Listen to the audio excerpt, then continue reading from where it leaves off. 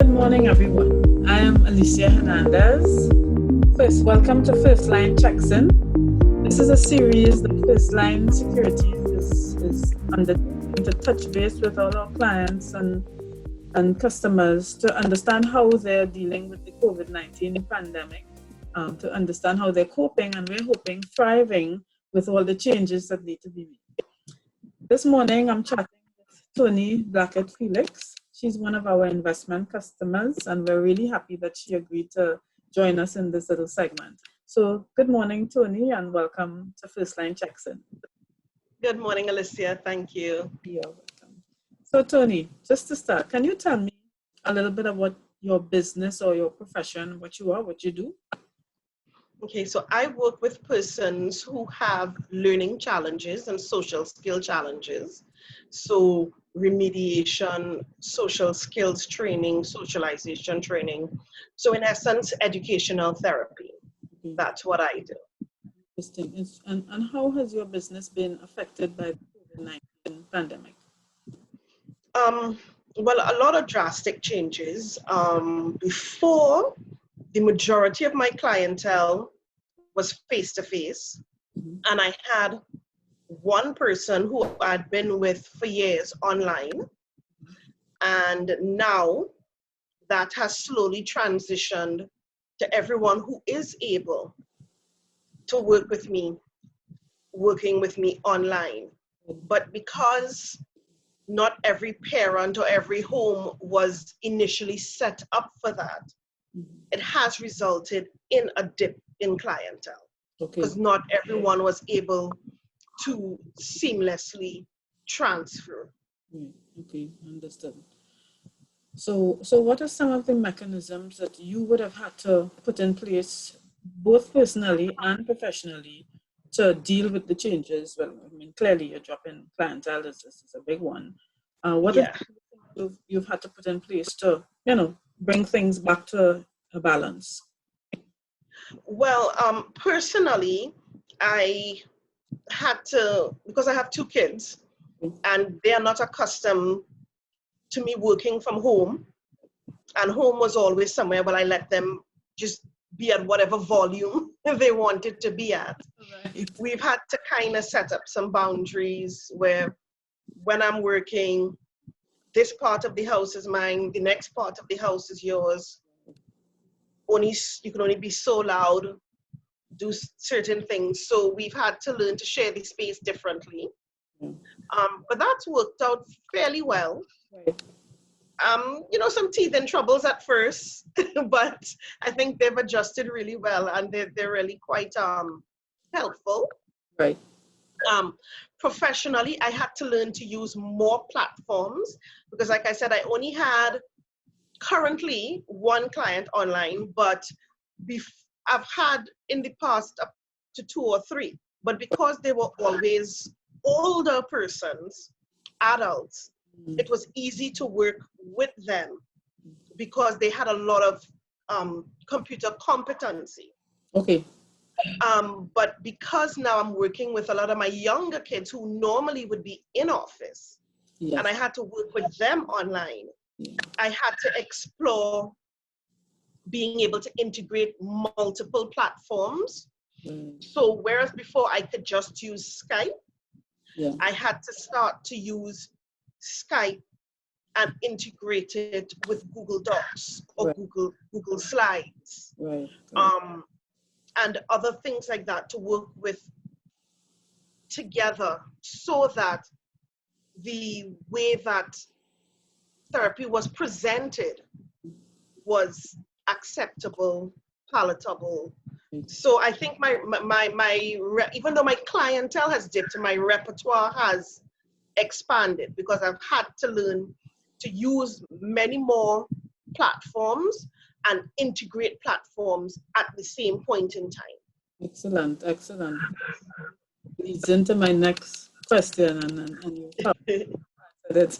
Because what are some of the benefits that you see coming out of the whole COVID experience? Clearly for you, you've learned a lot in terms of integrating the technology with your work, which is, Yes. because it's there. So the one positive thing, while I do miss in person, because I really liked the one-on-one interaction, and I know my kids miss that.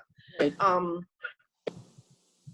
While I miss that, I am now seeing that I could explore having more clients online. Correct. Because things that I never attempted to do online, I had been forced to learn to figure out how to make it work, how to be as effective. And it's there. Fantastic. So before I never tried to do it because I was never put in a situation where I had to do it. Right. Right. So in as much as clientele has dipped because of the suddenness of everything, when I intend to sort of increase my presence offering my services online. Right. Because now everything can translate, which from what I do in office. I mean, there are some practical differences. Yes. But once the essence of the work can go through effectively, then, so I keep exploring, I keep investigating and seeing how can I do this and how can I do that. And love your opportunity, Toni. I mean, I'm seeing for you lots of opportunity in this. It's just my point. I have to say congratulations on moving forward, because I think you now have the world essentially at your feet. That's wonderful. Thank you. What's the first thing you're going to do when this ends? Well, I suppose I have a fantasy list and then I have a reality check in that the first thing I would love to do, I guess it's different things. My kids, especially my youngest, she's desperate to go to a playground and be around lots of friends. Right. My son, he's a gamer, so he definitely wants to go and be in like a tournament with his friends. So getting to that for them, for me, I would love to go out with my girlfriends, have a drink, chill out, maybe get a massage, But I guess the reality check is, what does being over look like? That's correct. And what can be done and what cannot be done.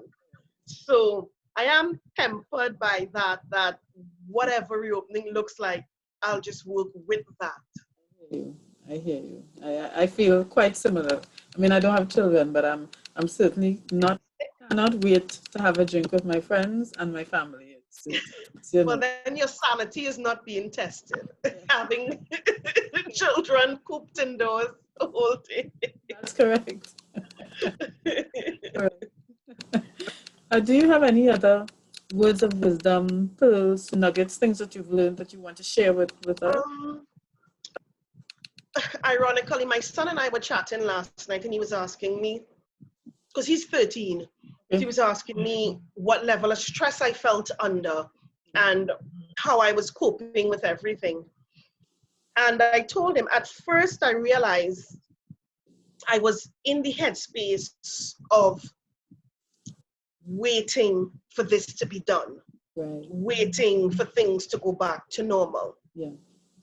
And because I was in that headspace, I felt, in as much as I was learning to do things with clients and whatnot, new things I'd never done, I felt less productive because I was waiting for things to happen. So I decided, I told him, to stop waiting and just start treating this as the new normal. And when that changed, so then what happened was, because I said, no, don't do that, certain things that I should have been doing, I felt that I wasn't.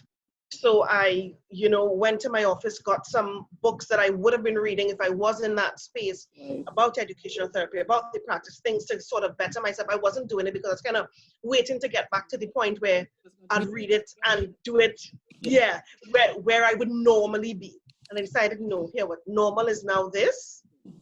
So I went, got some stuff, started taking advantage of some of the materials offered to me by the Association of Educational Therapists, because like I said, I'm finishing up my training there. So they have a lot of material out now on how to work remotely. So of course, some of it I know, but some of these people will.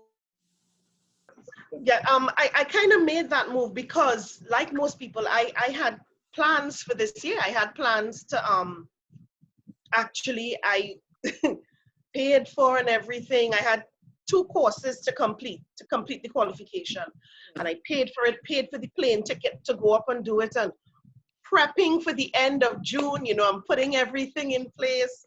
That's not going to happen. So I found myself feeling stuck. That, you know, I put everything in place to get to the end of this, and it's not happening. And I had to snap myself out of that and say, okay, no, what can I do in the meantime to up my skills? So I decided to stop waiting, and okay, so I'm not going to be doing the courses at the end of June. What can I do in the meantime to further my skill set? Excellent. What can I do in the meantime that makes me feel productive and makes me feel like I'm functioning? And so that was where getting some texts from the office, paying more attention to the professional advice from the association and so forth. And so I shared that with my son as well, you know, that don't do the waiting.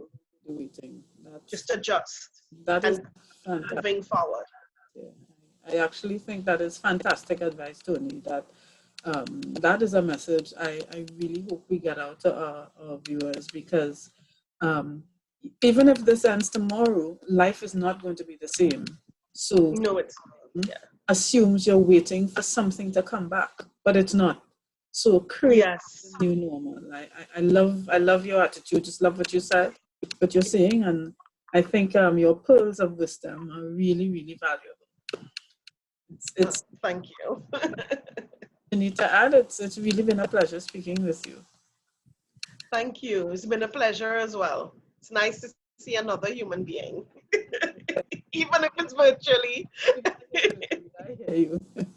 It's been wonderful, Toni. Thanks for all your patience through the technology, and really hoping that you continue to stay safe, keep your family safe, and that we overcome and come out of this new and better people.